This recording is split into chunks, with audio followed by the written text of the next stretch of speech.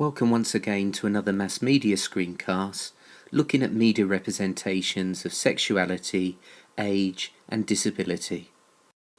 So we've already done a lot of work on media representations, looking at ethnicity, social class, gender, and this is the final part of this particular topic area. After gender and ethnicity, age is the most obvious category under which we file people. And there are a whole range of instant judgments and stereotypes which go along with that categorization. And whilst we've come to understand that stereotyping someone according to their gender or the colour of their skin is unfair and unacceptable, stereotyping according to age and discrimination on the basis of age, what we call ageism, is still widespread and is still reflected in media representations. In relation to media representations of youth, I think there are two competing and contradictory discourses. On the one hand, youthfulness is worshipped, particularly if we look at advertising, where we've got a youth-obsessed media that insists on worshipping beauty, which is associated with youth, and there seems to be an unspoken agreement amongst editors in print and online that we prefer to look at images of young, smooth-skinned models in connection with both advertising and editorial copy. But in addition to this worshipping of youthfulness, John Davis has argued that youth has also become a kind of screen onto which the social anxieties of adult generations have been periodically projected, and we did a lot of work on this in the screencasts on media moral panics and youth culture. And media representations about age are also strongly gendered, so women seem to be particular victims when it comes to snap judgments about age and age-appropriate behaviours, appearance and attitude. For example, there tends to be much stronger media pressure on women to be obsessed with youth, beauty and appearance. Older people in their 60s and onwards are often largely invisible in the media, and remember we use this term symbolic annihilation in media sociology to describe the invisibility or underrepresentation of particular groups in the media. So they're either largely invisible in the media or they're presented in quite negative ways. And this word cloud shows some of the negative stereotypes that are attached to being older within the mass media. And research carried out by Coody and Fisk in America showed that television in the United States underrepresented the elderly. So they found that just 1.5% of the characters on mainstream American television were elderly, with most of them in minor roles. Another social group that has suffered from symbolic annihilation within the media are gays and lesbians. So traditionally, media representations of sexuality in Britain have been overwhelmingly heterosexual in character. And Gerbner argues that the media participate in the symbolic annihilation of gays and lesbians by negatively stereotyping them, by rarely portraying them realistically, or by not portraying them at all. So homosexuality has traditionally been treated by the media as being deviant and perverse. Women were stereotyped as butch lesbians, and gay men as effeminate and camp, or sometimes as macho camp. However, David Gauntlett argues that in recent years there's been growing acceptance and tolerance of a diversity of sexual orientations within society, and this is beginning to be reflected in media representations.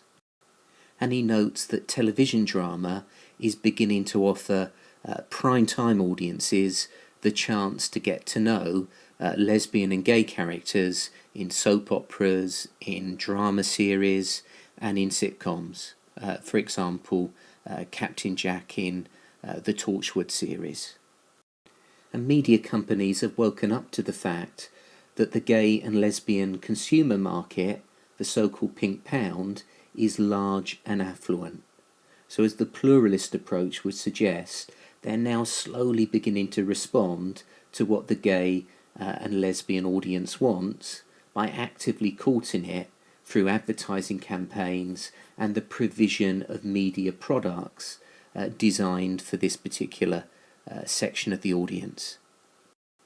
Okay, I'm going to end this screencast by briefly looking at media stereotypes of disability. And disability we can define as a physical or mental impairment which has a substantial and long-term adverse effect on a person's ability to carry out normal day-to-day activities. And one of the main problems with media representations of disability is only rarely do the media treat disability as a perfectly normal and incidental part of everyday life. And Barnes has argued that the majority of media representations of disability are extremely negative, consisting of disabling stereotypes which, in his words, medicalise, patronise, criminalise and dehumanize disabled people. So, for example, in magazines, the only images of the disabled that we tend to see are those in charity advertisements, and their disability is the main focus of the representation. So we're often being encouraged to pity the person represented or to give them support in another way. There are, of course, exceptions. If we look at this advert from Benetton, and then I particularly like this advert from Nordstorm because we've got a boy here with Down syndrome who's being treated like any other boy or girl in clothing. Within Hollywood movies, disability is seen as a great storyline, one to inspire pity in audiences and Oscar nominations from your peers.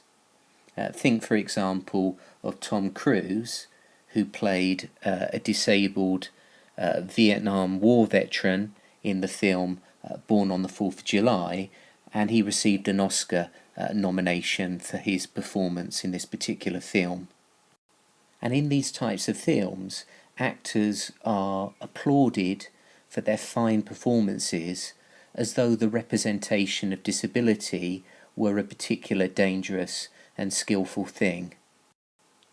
However, whilst Tom Cruise is prepared to strap himself into a stunt wheelchair, genuinely disabled actors do not get major parts in Hollywood films very often. Once again, though, there are exceptions. There are more positive representations of disabled people within the acting business. For example, pictured on the screen at the moment is the comedian and actor Francesca Martinez, who suffers from cerebral palsy but sees no reason why she should not follow a career in showbiz. So she's a successful actress, an award-winning comedian, and she has several seasons of Grange Hill behind her. In the 1990s, Ross carried out a qualitative study of 384 disabled viewers' attitudes towards media representations of the disabled. And as you can see from this summary, what this study found was that disabled viewers were overwhelmingly critical of the way in which disabled characters featured on mainstream television. And many of the changes that disabled viewers and listeners would like to see take place in the media can be described as respect issues. So respecting the diversity of disability and portraying those varied experiences, respecting the views of disabled people and consulting with them to provide more authentic and credible portraits, respecting the abilities of disabled people and actively involving disabled media professionals in all aspects of programme production across all genres. And crucially, as we can see on the screen, what disabled audiences want is an acknowledgement of the fact that disability is a part of daily life, and for the media to reflect that reality, removing the insulting label of disabled and making it ordinary.